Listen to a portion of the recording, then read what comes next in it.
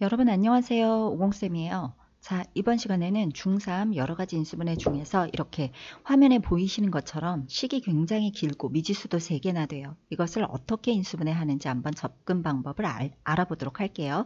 먼저 이 문제가 두 번째 문제인데 그 전에 1번 문제는 포인트가 있는 문제라서 선택을 해봤어요. 1번 n제곱 마이너스 4n 마이너스 32가 소수가 될 때 이 소수를 구하여라. 단 n은 자연수. 자, 이 식이 소수래요. 여러분 소수를 어떻게 외우고 계시나요? 항상 쌤이 강조하는 것이 도형에서도 정확한 정의와 성질이었죠. 자, 소수는 어떻게 외웠나요? 1 곱하기 소수, 즉 1과 자기 자신만을 약수로 가지는 수, 이렇게 외우셨죠.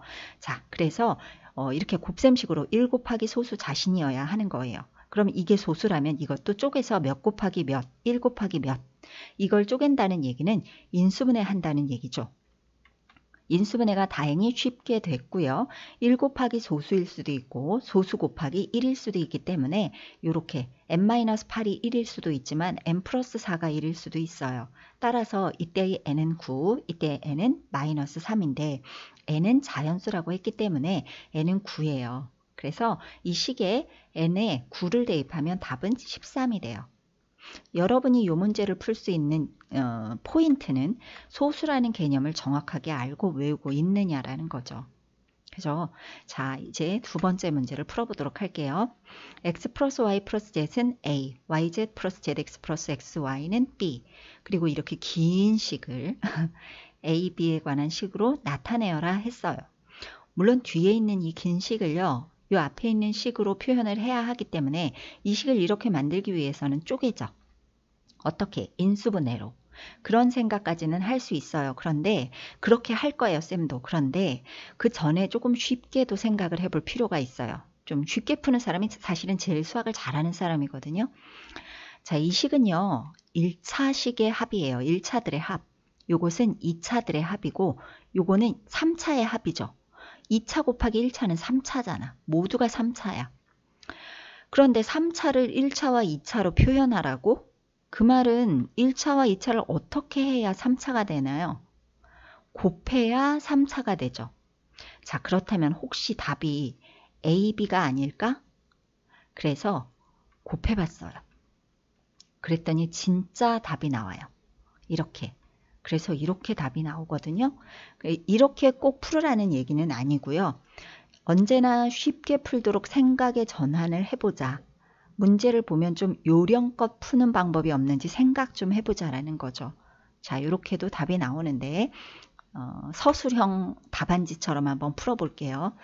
요것을 인수분해 하는 건데요. 이렇게 복잡한, 복잡하다기보다는 긴 인수분해, 미지수도 3개 이상 이런 경우에는 차수가 가장 낮은 문자를 고르는 거예요. 그런데 Z도 2차, X도 2차, Y도 최고차항이 2차예요. 그런 경우에는 그냥 다 똑같으니까 X를 골라서 X에 관한 내림차순으로 쓰는 거죠. 자, X제곱에는 Z과 Y가 있기 때문에 써주고 이렇게 X로도 묶고 나머진 다 여기다 써주세요. 그리고 나서 이걸 보면 인수분해가 안 돼요. 그런데 요 식은 인수분해가 돼요. 그래서 한 번 더 인수분해를 했어요. 그리고서 보세요. 사실 괄호가 길어서 그렇긴 하지만 그냥 2차 방정식의 인수분해 하는 것과 같아요. 이걸 개수로 보는 거예요. 이런 것들을. 개수라고 생각을 하고 X자 인수분해를 하면 돼. 자, X제곱의 개수는 1이 아니죠. 1 곱하기 Y 플러스 Z. 자, 그 다음 마지막 Y 플러스 Z과 YZ이 곱해져 있어요. 자, 이것을 X자 인수분해 하는데 만에 하나 그렇게 해서 결과가 인수분해가 안 된다면 두 개를 위치를 바꿔서 한 번 더 해보셔야 돼요.